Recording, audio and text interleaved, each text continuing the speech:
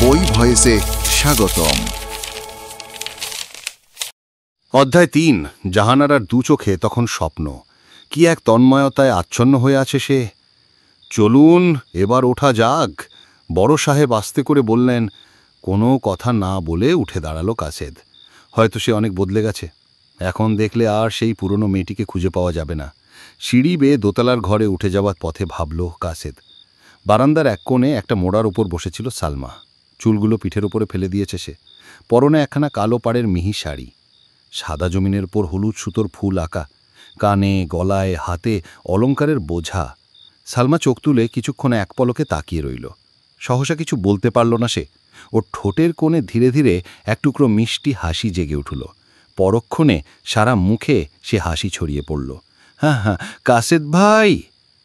কাসেদ বলল, তোমাকে দেখতে এলাম সালমা। সালমার মুখখানা অকারণে রাঙা হলো।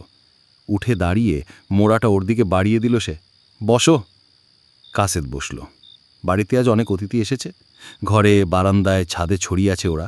কথা বলছে, হাসছে, আলাপ করছে এটা সেটা নিয়ে। ব্যাপার কি, অনেক শুকিয়ে গেছো যে? সালমার কথার জবাবে কাসেদ কি বলল স্পষ্ট বোঝা গেল না। সালমা আবার শুধালো, প্রেমে পড়নি তো? কাসেদ প্রস্তুত গলায় বলল, তার মানে? মাথার চুলগুলো দুহাতে ক্ষোভবদ্ধ করতে করতে সালমা বলল, শুনেছি প্রেমে পড়লে নাকি লোক শুকিয়ে যায়। ওসব বাজে কথা। প্রসঙ্গটা পাল্টাবার জন্য হয়তো কাছেদ হঠাৎ জিজ্ঞেস করল, তোমার মেয়ে হয়েছে? জানাওনি তো? একটা চিঠি লিখলেও তো পারতে। সালমা বলল, জানাতাম, কয়েকবার ইচ্ছে হয়েছিল লিখি, কিন্তু কি জানো, আজকাল বড় আলসে হয়ে গেছি। একখানি চিঠি লিখব, তাও লিখি লিখি করে হয়ে ওঠে না। কাসেদ বলল, বুড়ি হয়নি তো কি, বছর পরে মেয়ে বিয়ে দেব। বলতে গিয়ে নিজেই হেসে দিল সালমা। তুমি বসো, আমি পলিকে নিয়ে আসছি। আলসে মেয়েটি চপল ভঙ্গি করে ঘরে চলে গেল। একটু পরে আবার যখন সে সামনে এসে দাঁড়ালো, তখন তার কোলে একটা ফুটফুটে মেয়ে। সালমা বলল, দেখতে ঠিক ওর বাবার মতো হয়েছে। কাসেদ বলল, গায়ের রংটাও। সালমা বলল, চোখ জোড়া কিন্তু আমার। হবেও বা। কাসেদ মৃদু গলায় বলল, নাম কি রেখেছ? সালমা জবাব দিল, পলি, ওর বাবা দেয়া নাম। তোমার নিশ্চয় পছন্দ হয়নি? কাসেদ সংক্ষেপে বলল, না। ঘাটটা ঈষৎ বাঁকা করে সালমা অপূর্ব কণ্ঠে শুধালো, তুমি হলে কি নাম রাখতে? এসব বাতুল প্রশ্নের কোনো মানে হয় না। কাসেদ নড়ে চড়ে বসল। সালমা বলল, তবু বলো না শুনি। কাসেদ ওর দিকে তাকিয়ে মৃদু হাসল। তারপর বলল, কি নাম রাখতাম জানি না, তবে এই মুহূর্তে একটা নাম মনে পড়ছে আমার, বিপাশা। হয়তো তাই রাখতাম। বিপাশা? বাড়ি কয়েক নামটা উচ্চারণ করল সালমা। কি যে ভাবল, ভেবে পরক্ষণে বলল, আমি ওকে বিপাশা নামেই ডাকব। এতে আমার আপত্তি আছে। ওর কথাটা শেষ হবার সঙ্গে সঙ্গে কাসেদ বলল, ওর বাবা যে নাম দিয়েছে সেই নামে তোমাকেও ডাকতে হবে। কাসেদের কণ্ঠে যেন ধমকের সুর। আরও কিছু বলতে যাচ্ছিল কাসেদ, পরিচিত একজন মহিলাকে এদিকে এগিয়ে আসতে দেখে থেমে গেল। কাসেদের মনে হলো যেন এর আগে কোথাও দেখেছে তাকে। মহিলার চাউনি দেখে মনে হলো তিনিও যেন তাকে চিনতে পেরেছেন। সালমা বলল, ইনি মিসেস চৌধুরী। ওর স্বামী বিপাশার বাবার সঙ্গে একসাথে কাজ করত কুড়িগ্রামে, আর ইনি হলেন। ওকে আমি চিনি। সালমাকে থামিয়ে দিয়ে মিসেস চৌধুরী অর্থপূর্ণ হাসি ছড়ালেন। কাসেদ তখন স্মৃতির খাতায় মহিলার ঠিকানা খুঁজে বেড়াচ্ছিল। সহসা শুধালো, আপনাকে এর আগে কোথাও যেন দেখেছি। জি হ্যাঁ। মেলি মহিলা মৃদু হেসে বললেন, জাহানাবাদের ওখানে। বেশি ভাবতে হলো না। মিসেস চৌধুরীর জন্য জাহানারাদের বাসায় আলাপ হওয়া মিলি চৌধুরীকে একটু পরেই খুঁজে পাওয়া গেল। মিলি চৌধুরী শুধালেন, ভালো আছেন তো? কাসেদ সংক্ষেপে বলল, ভালো। হঠাৎ কেন যেন সালমাকে গম্ভীর দেখালো। কাসেদের মুখের দিকে গম্ভীর দৃষ্টিতে চেয়ে কি যেন আবিষ্কার করার চেষ্টায় মেতে উঠেছে সে। মিলি বললেন, নতুন কিছু লিখলেন? কাসেদ বলল, না। আলাপ জমল না। একটু পরে বারান্দা ছেড়ে ঘরে চলে গেলেন মিলি চৌধুরী। এখানে দুজন নীরব। নীরবতা গুড়িয়ে কাসেদ শুধালো, হঠাৎ এমন গম্ভীর হয়ে গেলে যে? না, এমনি। সালমা সহজ হতে চেষ্টা করল। পলির চোখে মুখে আদর করল সে। দুহাতে দোলনার মতো করে বার কয়েক দলালো তাকে। তারপর যতদূর সম্ভব সহজ গলায় শুধালো, জাহানারাটা কে? জাহানারা? সহসা কিছু বলতে পারল না কাসেদ। অপ্রস্তুত ভাবটা কাটিয়ে নিতে কিছুক্ষণ সময় লাগল তার। একটু পরে বলল, জাহানারা আমার একজন বান্ধবীর নাম। বান্ধবী না আর কিছু। কাশেদের চোখে মুখে কি যেন খুঁজছে সালমা। ওর চোখের মণিজোড়া সহসা বড় তীক্ষ্ণ হয়ে উঠেছে, ঠোঁটের কোণে ঈষৎ হাসি। সে হাসির কোনো অর্থ আছে হয়তো, কিংবা নেই। কাশেদ শুধালো, বান্ধবীর অন্য কোনো মানে আছে নাকি? সালমা বলল, আগে ছিল না, এখন আছে। আগের দিনে ছেলের সঙ্গে ছেলের বন্ধুত্ব হতো, মেয়েদের সঙ্গে মেয়ের। এখনকার দিনে ছেলেতে মেয়েতে বন্ধুত্বের পালাটা বড় জোড়োসোড়ে শুরু হয়েছে। তাতে কি এর অর্থগত রূপটা পাল্টেছে? পাল্টেছে বই কি। সালমা দৃঢ় গলায় বলল, এখন তার অর্থ এক নয়, অনেক। বন্ধুর স্ত্রীকেও বলি বান্ধবী, নিজের স্ত্রীকেও বলি বান্ধবী। বন্ধুর প্রেমিকা, তাকেও ডাকি বান্ধবী বলে। আবার নিজের প্রেয়সী, তার পরিচয় দিতে গিয়ে বলি বান্ধবী। সব বান্ধবী এক হলো নাকি? সপ্রশ্ন দৃষ্টিতে তাকালো সালমা। কাশেদ নীরব। ওকে চুপ থাকতে দেখে সালমা আবার শুধালো, তোমার বান্ধবীটি কোন শ্রেণীর, জানতে পারি কি? বলতে গিয়ে সামনে ঝুঁকে এলো সালমা। কয়েকগুচ্ছ চুল মাথার উপর থেকে গড়িয়ে এসে কপালে ঢলে পড়ল। চুলগুলো এখন বাতাসে দুলছে। কাশেদ তখনও নীরব।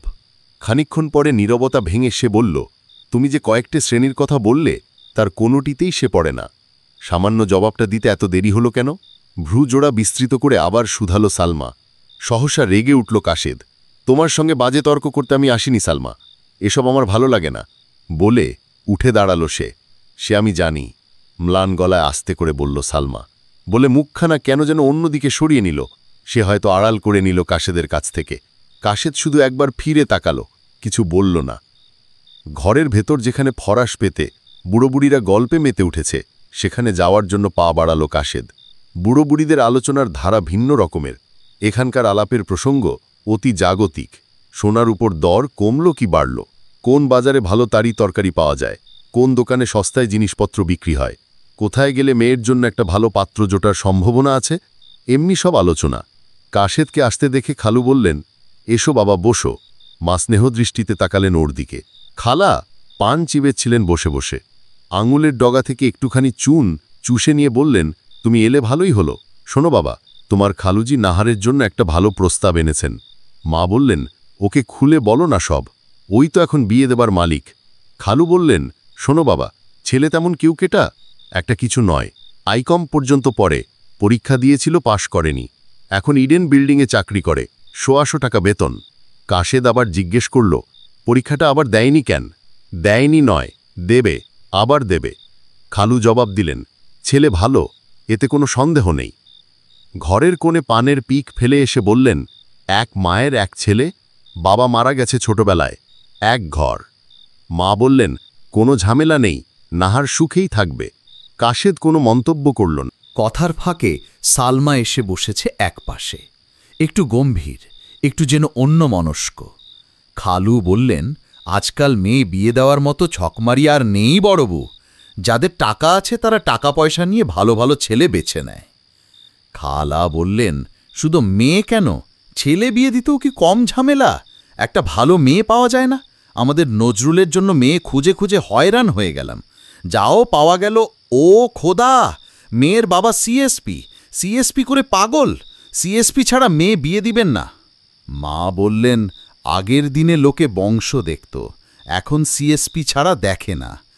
খালু বললেন, ও কিছু না বড়বু, যুগের হাওয়া। যেমন আদি যুগ, মধ্যযুগ আর কলিযুগ আছে, তেমনি বিয়ের ব্যাপারেও কতগুলো যুগ রয়েছে। ডাক্তার যুগ, ইঞ্জিনিয়ার যুগ, সিএসপি যুগ। এখন সিএসপি যুগ চলছে বলে শব্দ করে হেসে উঠলেন তিনি। অন্যমনস্ক সালমাও না হেসে পারল না। হাসল সবাই। খাওয়ার ডাক পড়ায় বৈবাহিক আলোচনা আর এইগুলো না। আসর ছেড়ে সকলে উঠে পড়ল। সালমা সামনে এগিয়ে এসে ফিসফিস করে বলল, খাওয়ার টেবিলে তোমার পাশের চেয়ারটিতে আমি ছাড়া আর কাউকে বসতে দিও না যেন। তুমি যাও, আমি বিপাশাকে বিছানা রেখে আসি। কাসেদ কিছু বলার আগেই সামনে থেকে সরে গেল সালমা। সে শুধু বোকার মতো তাকিয়ে রইল ওর চলে যাওয়া পথের দিকে। দিন কয়েক পরে অফিসে এসে শিউলির কাছ থেকে আরেকখানা টেলিফোন পেল কাসেদ। শিউলি বলল, আহ, গলাটা চিনতে পারছেন তো? কাসেদ জবাব দিল, অবশ্যই পারছি। শিউলি বলল, তাহলে শুনুন, আপনাকে কয়েকটা খবর দেওয়ার আছে। বাবা কুমিল্লায় বদলি হয়ে গেলেন। তাই নাকি? আজ্ঞে হ্যাঁ, এখন আমি বাসা ছাড়া পাখি। তার মানে এখন হোস্টেলে আছি। হোস্টেলও? জি। ওটা কি মুক্ত বিচরণ ভূমি নাকি? কেন বলুন তো? নিজেকে এইমাত্র বাসা ছাড়া পাখির সঙ্গে তুলনা করলেন কি না তাই? ওই যা, আমি ভুলে গিয়েছিলাম যে আপনি কবি মানুষ। টেলিফোনে মিহি হাসির শব্দ শোনা গেল ওর।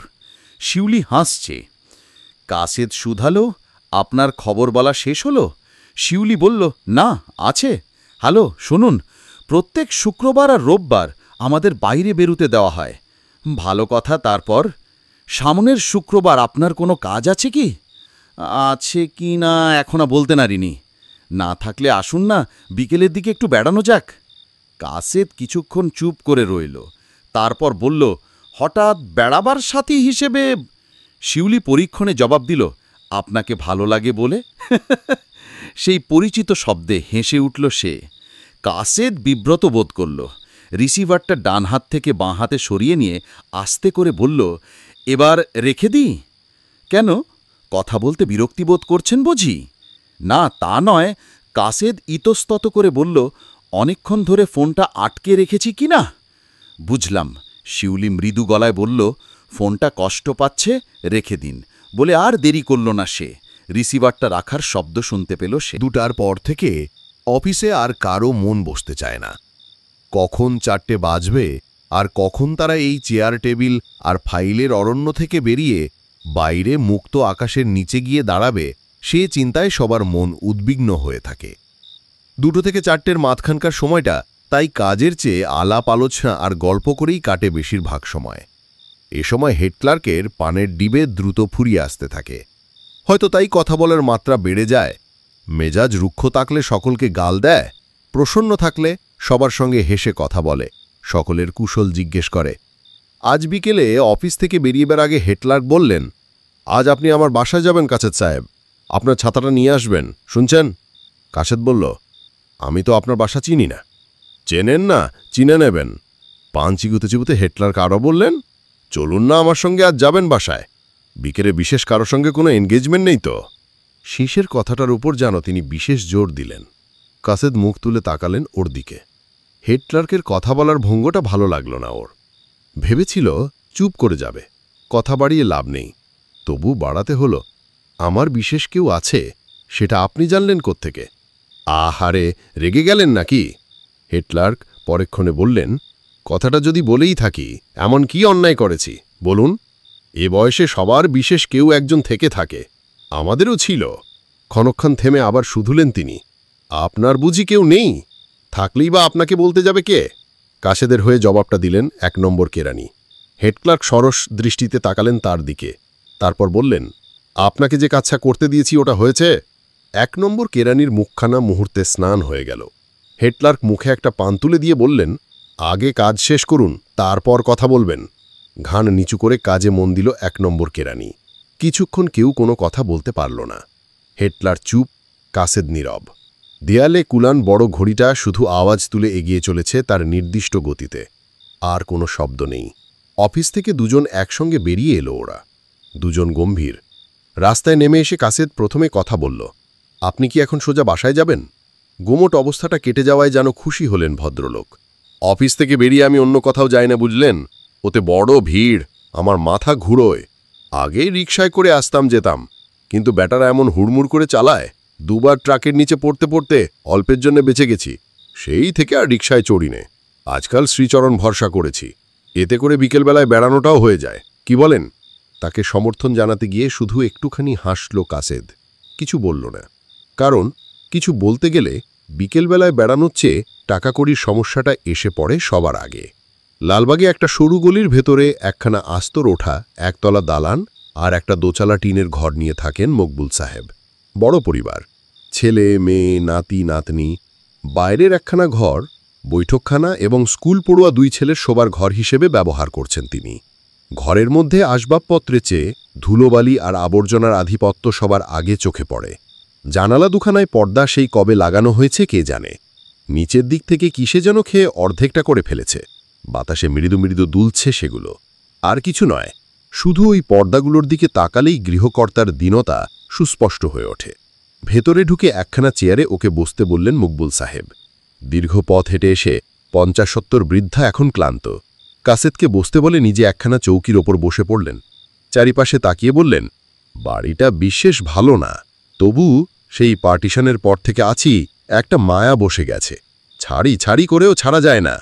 বাইরের ঘরে তার গলার আওয়াজ শুনে ভেতর থেকে কয়েকটা বাচ্চা ছেলেমেয়ে এসে জুটল এ ঘরে।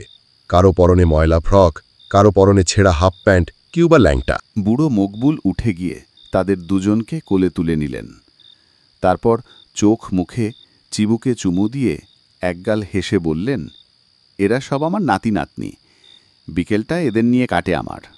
বুড়োর চোখে মুখে কি এক প্রশান্তি। এই মুহূর্তে যেন নিজের সকল দীনতা ভুলে গেছেন তিনি। চেয়ে দেখতে বেশ ভালো লাগছিল কাছেদের। কিছুক্ষণের জন্য হয়তো সে অন্যমনস্ক হয়ে গিয়েছিল। হঠাৎ নজরে এলো জানালায় ঝোলানো আধখানা পর্দার ওপাশে একটি মেয়ে এদিকে পিছন করে আছে। কালো ঘন চুলগুলো তার পিঠময় ছড়ানো, গায়ের রংটাও কালো। চিকন হাত জোড়া দিয়ে চুলের অরণ্যে উকুন খুঁজছে সে। চেহারাটা ভালো করে দেখবার উপায় নেই। পাশ থেকে যেটুকু দেখা গেল তাতে মনে হলো নাকটা বেশ তীক্ষ্ণ আর চোখজোড়া বড় বড়। মকবুল সাহেব তার নাতি নাতনিদের নিয়ে ভেতরে চলে গেলেন। বলে গেলেন, আপনি বসুন, আমি এক্ষুনি আসছি। কাসেদ নড়ে চড়ে বসল। জানালার পাশ থেকে চোখজোড়া সরে এসেছিল। আবার সেদিকে তাকালো কাসেদ। মেয়েটি এখনও বসে আছে। মকবুল সাহেবের মেয়ে, হয়তো সবার বড়, কিংবা মেজ, কিংবা সেজ। বিকেলবেলার আধ লাং আলোয় ধীরে ধীরে অস্পষ্ট হয়ে আসছে সে। একটু পরে তাকে আর দেখা যাবে না। কালো মেয়ে সন্ধ্যার আলোতে হারিয়ে যাবে। কাসেদ নিজেও জানে না কখন সে জানালার দিকে ঈষৎ ঝুঁকে পড়েছিল। উৎসুককে আনত দেহ সহসা সচকিত হল। মনে মনে লজ্জা পেল কাসেদ। একটা অপরিচিত মেয়েকে দেখবার জন্যে অমন করছে কেন সে? এ প্রশ্নের জবাব সে দিতে পারবে না। সে জানে মেয়েটাকে দেখতে তার ইচ্ছে করছে, ভালো লাগছে, সুন্দর লাগছে, অন্তত বিকেলের এই বিশেষ মুহূর্তটিতে। এ যে কাসেদ সাহেব, আপনাকে অনেকক্ষণ একা বসিয়ে রেখেছি, কিছু মনে করেননি তো? মকবুল সাহেব এসে ঢুকলেন ভেতরে। পানে মুখখানা ভরে এসেছেন তিনি, হাতে একখানা ছাতা। ছাতাটার দিকে চোখ পড়তে কাসেদ চিনল, তাঁর ছাতা, কিন্তু যেমনটি ছিল তেমনটি নেই। ওপরে, নিচে, মাঝখানে অনেকগুলো ক্ষত। মকবুল সাহেব একবার ছাতা আরেকবার কাসেদের মুখের দিকে তাকিয়ে সলজ্জ কণ্ঠে বললেন, ছাতাটা আপনাকে দেওয়া গেল না কাসেদ সাহেব, ওটা মেরামত করতে হবে। কাসেদ পরীক্ষণে বলল, ঠিক আছে, আমি নিজেই মেরামত করে নেব। মকবুল সাহেব বললেন, না না, তা কেমন করে হয়? বলতে গিয়ে মুখখানা বিরক্তিতে ভরে এলো তার। একটুক্ষণ চুপ করে থেকে বললেন, এই ছেলেপিলেদের নিয়ে আর পারা গেল না। একটা জিনিস এদের জন্য ঠিক থাকে না, এত মারধর করি। সহসা দরজার দিকে চোখ পড়তে থেমে গেলেন তিনি। দরজার ঝোলানো ময়লা পর্দাটা ঈষৎ নড়ে উঠল। কে যেন পাশে দাঁড়িয়ে। অন্ধকারে তাকে ঠিক দেখা গেল না। চুড়ির আওয়াজ শুনে মনে হলো একটি মেয়ে, হয়তো সেই মেয়েটি যে একটু আগে আঙিনার পাশে বসে বসে মাথায় উকুন খুঁজছিল।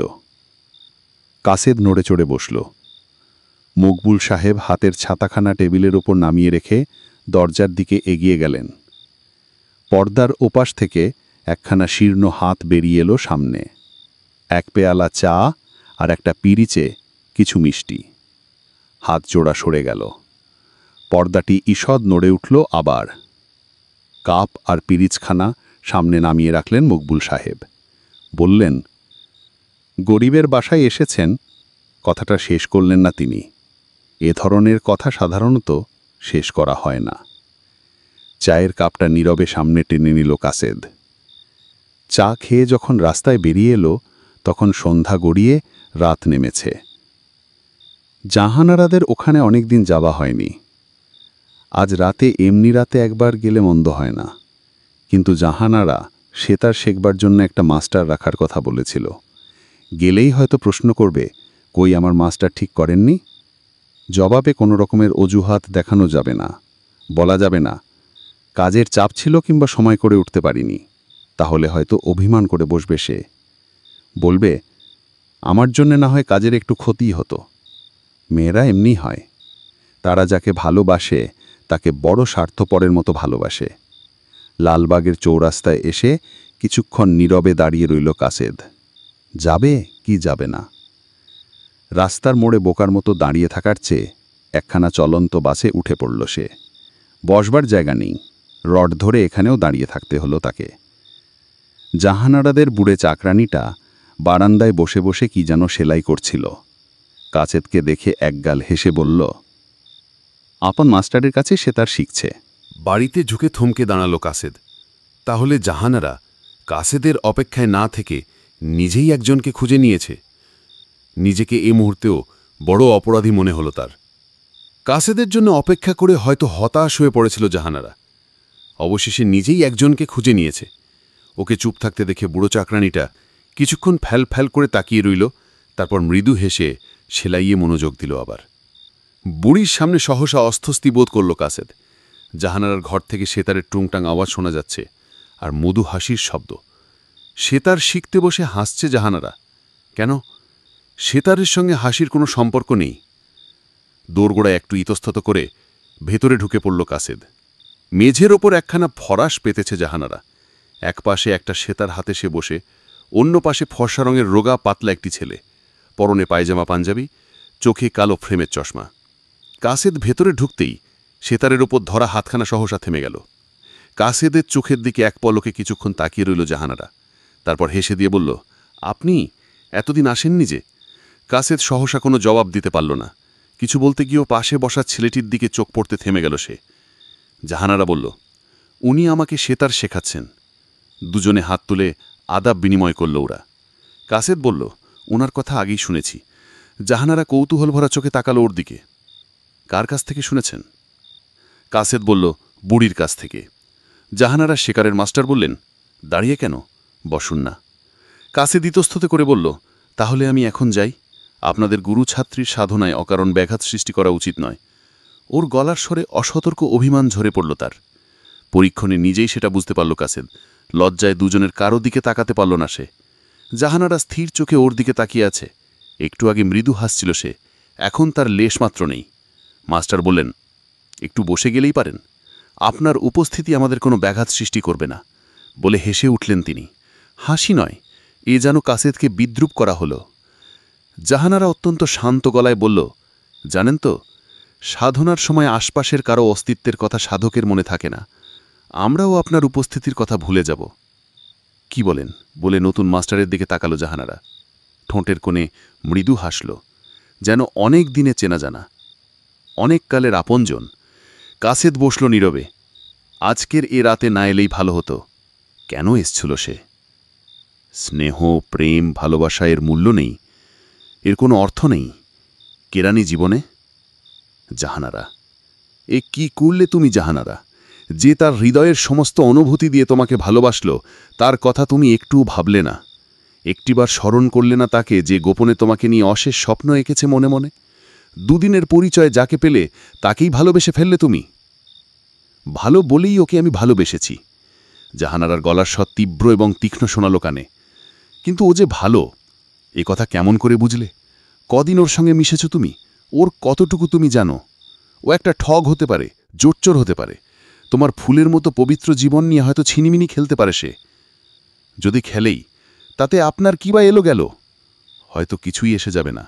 কিন্তু জাহানারা, তুমি বাচ্চা খুকি নও। বোঝার মতো বয়স হয়েছে তোমার। যে চরম সিদ্ধান্ত তুমি নিতে চলেছ, তার আগে কি একটুও ভাববে না, চিন্তা করবে না? চিন্তা আমি করিনি, সে কথা কেমন করে বুঝলেন? জাহানারা হাসল। হাসলে ওকে আরও সুন্দর দেখায়। ওর মুখের দিকে তাকিয়ে আর কোনো কথা বলতে পারল না কাসেদ। হঠাৎ সুর কেটে গেল। জাহানারা বলল, এ কি, সাধনা না হয় আমরা করছি, কিন্তু আপনি তন্ময় হয়ে আছেন কেন? কাসেদ ইতস্তত করে বলল, একটা কবিতার বিষয় নিয়ে ভাবছিলাম। ও, তাহলে আপনি কবিতার ভাবে মগ্ন ছিলেন। আমি ভাবছিলাম বুঝি সেতারের সুর শুনে। মাস্টার সবিনয়ে উঠে দাঁড়ালেন। আমি তাহলে এখন চলি। জাহানারা ঘাড় দুলিয়ে বলল, কাল আসছেন তো? হ্যাঁ, আসব। দেখবেন আবার ভুলে যাবেন না যেন। না, ভুলব না। আপনি সব ভুলে যান কিনা তাই বললাম। মাস্টারকে দরজা পর্যন্ত এগিয়ে দিতে গেল জাহানারা। ও ফিরে এলে কাসেদ বলল, আমি চলি। যাবার জন্যে এমন উতালা হয়ে গেলেন কেন? আপনি এসেছেন বলেই তো মাস্টারকে তাড়াতাড়ি বিদায় দিলাম। জাহানারা মৃদু গলায় বলল, এখানে চুপটি করে বসুন, আমি 2 কাপ চা করে নিয়ে আসি। আমি না আসা পর্যন্ত যাবেন না যেন। শাসনের ভঙ্গিতে ওর দিকে এক পলক তাকিয়ে ভেতরে চলে গেল জাহানারা। ওর শেষ কথাগুলো মুহূর্তে শান্ত করে দিয়ে গেল তাকে। তাহলে এতক্ষণ জানি এত চিন্তা করছিল সে, তার কোনোটাই সত্য নয়। কাসেদের সঙ্গে কথা বলবে বলে মাস্টারকে তাড়াতাড়ি বিদায় করে দিয়েছে জাহানারা। জাহানারা, তুমি বড় ভালো মেয়ে, বড় লক্ষ্মী মেয়ে তুমি, তাই তো তোমাকে এত ভালো লাগে, ভালোবাসি। 2 কাপ চা হাতে ওর সামনে এসে বসল জাহানারা। চা আনতে গিয়ে মুখ হাত ধুয়ে এসেছে সে। শাড়িটা পাল্টেছে, চুলে চিরুনি বুলিয়েছে কয়েক পজ। কাসেদ বলল, তাহলে সেতারের মাস্টার ঠিক করেই ফেললেন আপনি। আপনার অপেক্ষায় আর কতকাল বসে থাকব? চায়ের কাপটা টেনে নিতে গিয়ে হাত কেঁপে উঠল কাসেদের। বাইরে রাত, ভেতরে দুজন নীরবে বসে। আশেপাশে কারও কোনো সাড়া শব্দ নেই। সমস্ত পৃথিবী যেন চুপ করে আড়ি পেতে আছে ওরা কি বলে শুনবার জন্য। কাসেদ বলল, আপনার আঙুলে একটা কালো দাগ পড়ে গেছে। জাহানারা বলল, সেতার শিখতে গেলে প্রথম প্রথম অমন হয় শুনেছি। কাসেদ বলল, আবার দুজনে চুপ করে গেল ওরা। বাইরে তারা জ্বলছে, ভেতরে বাতি। কাসেদ ভাবল, জাহানারাকে মন খুলে আজ সব কিছু বললে কেমন হয়। এখানে কেউ নেই, এই তো সময়। কাপটা মুখের কাছে এনে নামিয়ে রাখল কাসেদ। জাহানারা নীরবে তাকিয়ে রয়েছে ওর দিকে। সেও কিছু বলতে চাই ওকে। সে বলুক, প্রথম সেই বলুক। কাসেদ নড়ে চড়ে বসল। জাহানারা বলল, আপনি যেন আগের চেয়েও শুকিয়ে গেছেন। কাসেদ বলল, মাও তাই বলেন। হ্যাঁ, মা কেমন আছেন? ভালো। নাহার? সেও ভালো। আপনার শরীর কেমন? মোটামুটি যাচ্ছে। আবার নীরবতা। শূন্য চায়ের কাপ দুটো সামনে নামিয়ে রেখেছে ওরা। ওরা এখন মুখোমুখি বসে। জাহানারা জানালার দিকে তাকিয়ে হয়তো আকাশ দেখছে কিংবা আধারের আলো। কাসেদ দেখছে জাহানারাকে, ওর চোখ, ওর মুখ, ওর চিবুক। কি সুন্দর। আমাকে কিছু বললেন? জানালা থেকে চোখ সরিয়ে এনে ওর দিকে তাকালো জাহানারা। কাসেদ অপ্রস্তুত গলায় বলল, কই না তো। জাহানারা মৃদু হাসল, কিছু বলল না। জাহানারা, আস্তে করে ওকে ডাকল কাসেদ। বলুন। চাপাহাড়ে ঝপ দিল জাহানারা। আমি এখন চলি। সে কি, এত তাড়াতাড়ি চলে যাবেন? অবাক হয়ে ওর দিকে তাকালো জাহানারা। যেন এমন কিছু একটু আগেও সে ভাবতে পারেনি। যেন এ সময় চলে যাওয়াটার কোনো মতে বিশ্বাস করতে পারছে না সে। কাসেদ বলল, অনেকক্ষণ বসা হলো। আর কত? জাহানারা আরও কিছুক্ষণ চুপ করে রইল। তারপর অস্পষ্ট গলায় বলল, আচ্ছা।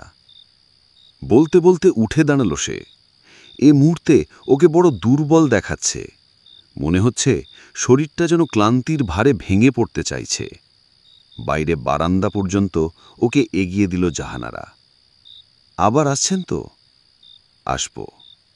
বাইরে মুক্ত বাতাসে বেরিয়ে একটা জোর শ্বাস নিল কাসেদ। দিন কয়েক পরে নিউ মার্কেটের মোড়ে শিউলির সঙ্গে হঠাৎ দেখা হয়ে গেল ওর। শিউলির পরনে বাদামি রঙের একখানা শাড়ি, চুলগুলো খোগায় বাঁধা, হাতে একটা কাপড়ের থলে। আপনি বেশ মানুষ তো? অনুযোগ ভরা কণ্ঠে শিউলি বলল, এত করে বললাম শুক্রবার দিন গেটের সামনে আমার জন্য অপেক্ষা করবেন, কই আপনি এলেন না তো? সারাটা বিকেল শুধু ঘর বার করেছি। শিশুসুলভ হাসিতে সারা মুখ ভরে এলো তার। কাসেদ আস্তে করে বলল, ভুলে গিয়েছিলাম। ভুলে তো যাবেনি। আমি আপনার কে যে আমার সঙ্গে দেখা করার কথা আপনার মনে থাকবে? গলাটা যেন ঈষৎ ক্যাপে উঠল তার। বাইরে রাত, ভেতরে দুজন নীরবে বসে আছে। আশেপাশে কারো কোনো সাড়া শব্দ নেই। সমস্ত পৃথিবী যেন চুপ করে আড়ি পেতে আছে ওরা কি বলে শুনবার জন্য। কাশেদ বলল, আপনার আঙুলে একটা কালো দাগ পড়ে গেছে। জাহানারা বলল, সে তার শিপটে গেলে প্রথম প্রথম অমন হয় শুনেছি। কাশেদ বলল, আবার দুজনে চুপ করে গেল ওরা। বাইরে তারা জ্বলছে, ভেতরে বাতি। কাশেদ ভাবল, জাহানারাকে মন খুলে আজ সবকিছু বললে কেমন হয়। এখানে কেউ নেই, এই তো সময়। কাপটা মুখের কাছে এনে নামিয়ে রাখল কাশেদ। জাহানারা নীরবে তাকিয়ে রয়েছে ওর দিকে। সেও কিছু বলতে চায় ওকে। সে বলুক, প্রথম সেই বলুক। কাশেদ নড়েচড়ে বসল। জাহানারা বলল, আপনি যেন আগের চেয়েও শুকিয়ে গেছেন। কাশেদ বলল, মাও তাই বলেন। হ্যাঁ, মা কেমন আছেন? ভালো। নাহার? সেও ভালো। আপনার শরীর কেমন? মোটামুটি যাচ্ছে। আবার নীরবতা। শূন্য চায়ের কাপ দুটো সামনে নামিয়ে রেখেছে ওরা। ওরা এখন মুখোমুখি বসে। জাহানারা জানালার দিকে তাকিয়ে হয়তো আকাশ দেখছে কিংবা আঁধারের আলো। কাশেদ দেখছে জাহানারাকে। ওর চোখ, ওর মুখ, ওর চিবুক কি সুন্দর। আমাকে কিছু বললেন? জানালা থেকে চোখ সরিয়ে এনে ওর দিকে তাকালো জাহানারা। কাশেদ অপ্রস্তুত গলায় বলল, কই, না তো। জাহানারা মৃদু হাসল, কিছু বলল না। জাহানারা আস্তে করে ওকে ডাকল কাশেদ। বলুন। চাপা স্বরে জবাব দিল জাহানারা। আমি এখন চলি। সে কি, এত তাড়াতাড়ি চলে যাবেন? অবাক হয়ে ওর দিকে তাকালো জাহানারা। যেন এমন কিছু একটু আগেও সে ভাবতে পারেনি। যেন এই সময় চলে যাওয়াটা কোনো মতে বিশ্বাস করতে পারছে না সে। কাশেদ বলল, অনেকক্ষণ বসা হলো, আর কত? জাহানারা আরও কিছুক্ষণ চুপ করে রইল। তারপর অস্পষ্ট গলায় বলল, আচ্ছা। বলতে বলতে উঠে দাঁড়াল সে। এ মুহূর্তে ওকে বড় দুর্বল দেখাচ্ছে। মনে হচ্ছে শরীরটা যেন ক্লান্তির ভারে ভেঙে পড়তে চাইছে। বাইরে বারান্দা পর্যন্ত ওকে এগিয়ে দিল জাহানারা। আবার আসছেন তো? আসব। বাইরে মুক্ত বাতাসে বেরিয়ে একটা জোর শ্বাস নিল কাশেদ। দিন কয়েক পরে নিউ মার্কেটের মোড়ে শিউলির সঙ্গে হঠাৎ দেখা হয়ে গেল ওর। শিউলির পরনে বাদামি রঙের একখানা শাড়ি, চুলগুলো খোপায় বাঁধা, হাতে একটা কাপড়ের থলে। আপনি বেশ মানুষ তো, অনুযোগ ভরা কণ্ঠে শিউলি বলল। এত করে বললাম শুক্রবার দিন গেটের সামনে আমার জন্য অপেক্ষা করবেন, কই আপনি এলেন না তো। সারাটা বিকেল শুধু ঘর বার করেছি। শিশুসুলভ হাসিতে সারা মুখ ভরে এলো তার। কাছে বাস্তে করে বলল, ভুলে গিয়েছিলাম। ভুলে তো যাবেনি, আমি আপনার কে যে আমার সঙ্গে দেখা করার কথা আপনার মনে থাকবে? গলাটা যেন ঈষৎ কেঁপে উঠল তার। শিউলির সঙ্গে পরিচয়ের পর এই প্রথম চমকে উঠল কাশেদ। ওর চোখের দিকে স্থির দৃষ্টিতে তাকালো সে। কি বলতে চায় শিউলি? কি বলতে চায় সে? সেই পুরনো সুরে সহসা হেসে উঠল শিউলি। আমার দিকে অমন করে চেয়ে থাকবেন না কিন্তু, সুন্দর চোখের চাউনি আমি বেশিক্ষণ সহ্য করতে পারি না। কে বলল আমার চোখ দুটো সুন্দর? কাশেদ তখনও ওর দিকে তাকিয়ে হাতের ব্যাগটা সজোরে দুলিয়ে শিউলি বলল, শুধু কি সুন্দর, অদ্ভুত মায়াময় চোখ দুটো আপনার, দেখলে ভালোবাসতে ইচ্ছে করে। তাই নাকি? বলতে গিয়ে ঢোক গিলল কাশেদ। শিউলি হাসছে, সেই পুরনো হাসি। রাস্তার মোড়ে একটি ছেলে আর একটি মেয়েকে দাঁড়িয়ে দাঁড়িয়ে আলাপ করতে দেখে আশপাশের লোকজন আর চোখে লক্ষ্য করছিল ওদের। ওদের দৃষ্টির অর্থ বুঝতে বিলম্ব হয় মা কাশেদের। শিউলিকে সজাগ করে দিয়ে কাশেদ বলল, আপনি সত্যি একেবারে ছেলে মানুষ। শিউলি হাসি থামিয়ে বলল, আপনি বুঝি চাপা হাসি পছন্দ করেন? এ প্রসঙ্গ নিয়ে আর বেশি দূর এগোতে ইচ্ছে করল না সে। কিছুক্ষণ চুপ করে থেকে সে বলল, মার্কেটিং করতে এসেছিলেন বুঝি? শিউলি হাতের থলেটি দেখিয়ে বলল, হ্যাঁ। এখন কি হোস্টেলে ফিরবেন? ইচ্ছে তাই ছিল, কিন্তু এখন আর ফিরছি না। তাহলে কি করবেন? একটু অবাক হয়ে শিউলির দিকে তাকালো কাশেদ। শিউলি নির্বিকার গলায় বলল, আপনার সঙ্গে ঘুরবো, বেড়াবো, গল্প করব। কাসেদ বিব্রত বোধ করল, ইতস্তত করে বলল, কিন্তু আমি এক বন্ধুর বাসায় যাব ভাবছিলাম। ঠিক আছে, সঙ্গে আমিও যাব। পরীক্ষণে শিউলি বলল, আপনার বন্ধুটি নিশ্চয়ই আমাকে বের করে দেবেন না। না, তা কেন করবে, কিন্তু আপনার আপত্তি আছে, এই তো। শিউলি মুখ টিপে হেসে বলল, বন্ধুর ওখান থেকে কোথায় যাবেন শুনি? বাসায় ফিরব। বাহ, কি মজা! হঠাৎ যেন হাততালি দিতে ইচ্ছে করল শিউলির। আনন্দে আটখানা হয়ে বলল, আপনাদের বাসায়ও যাওয়া যাবে আজ। একবার চিনে আসি তো, তারপর আপনার সঙ্গে দেখা হোক না হোক বাসায় গিয়ে হামলা করব। কাসেদ গম্ভীর হয়ে গিয়ে বলল, তার চেয়ে এক কাজ করুন, হোস্টেলে ফিরে যান আজ। অন্যদিন নিয়ে যাব বাসায়। মুখটা কালো করে ওর দিকে কিছুক্ষণ নীরবে তাকিয়ে রইল শিউলি। অদ্ভুত করে একটুখানি হাসল সে। ধীরে ধীরে বলল, কোনো কিছুতে অতিমাত্রায় আগ্রহ দেখানোটা বোকামো। যাগ্গে, আপনার বাসায় যাবার স্পৃহা আমার আর নেই, চলি। হোস্টেলের দিকে পা বাড়ালো শিউলি। প্রথমে রীতিমতো অপ্রস্তুত হয়ে গেল কাসেদ। পর মুহূর্তে কয়েক পা এগিয়ে ডাকল, এই যে শুনুন। শিউলি ফিরে দাঁড়িয়ে গম্ভীর স্বরে বলল, গন্ধি থাকলে বলুন, আমার আবার দেরি হয়ে যাচ্ছে। হাত জোড়া কোথায় রাখবে ভেবে না পেয়ে একটা হাত নিজের চুলের মধ্যে বুলোতে বুলোতে আর অন্যটা দিয়ে শিউলির ব্যাগটা টেনে ধরে কাসেদ আস্তে করে বলল, বলছিলাম কি, চলুন। কোথায়? একটু অবাক হলো শিউলি। কাসেদ বলল, কেন, আমাদের বাসায়।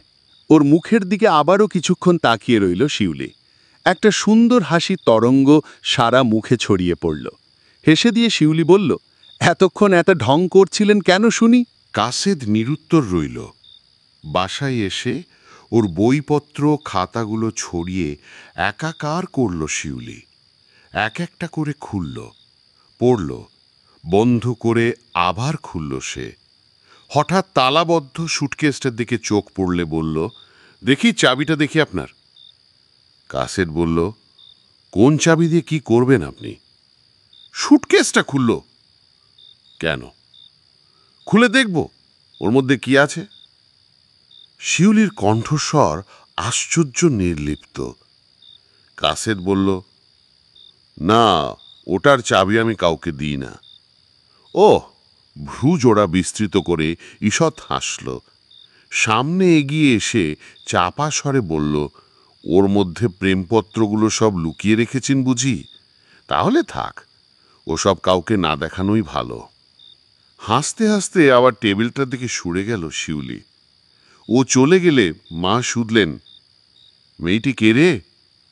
কাসেদ বলল, জাহানারা চাচাতো বোন। মা বললেন, ও তাই, গলার স্বরটা অনেকটা জাহানারার মতো। মেয়েটি কি করে? কলেজে পড়ে। এখানে বুঝি বাসা আছে ওদের? না, ও হোস্টেলে থাকে। মা তবু এত কথা জিজ্ঞেস করলেন, নাহার একটাও কথা জিজ্ঞেস করল না। ওরা যখন ভেতরের ঘরে বসে কথা বলছিল তখন নিজের হাতে চা বানিয়ে ওদের দিয়ে গেছে নাহার।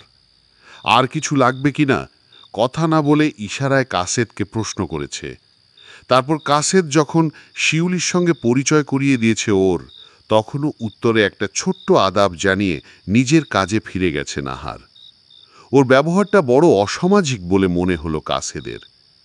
শিউলি চলে গেলে নাহারকে ডাকলে সে, আচ্ছা, তোমার এই কি স্বভাব বলো তো? একজন ভদ্রমহিলা বাসায় এসছে, তার সঙ্গে আলাপ করিয়ে দিলাম, পরিচয় করিয়ে দিলাম, দু চারটে কথা বলবে, একটু আলাপ করবে, তা নয়, একেবারে চুপ। তোমার কি কথা বলতে কষ্ট হয় নাকি?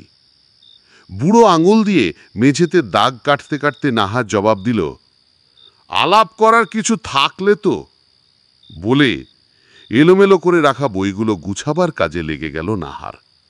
একটার পর একটা বইগুলো আবার সুন্দর করে সাজিয়ে রাখছে সে।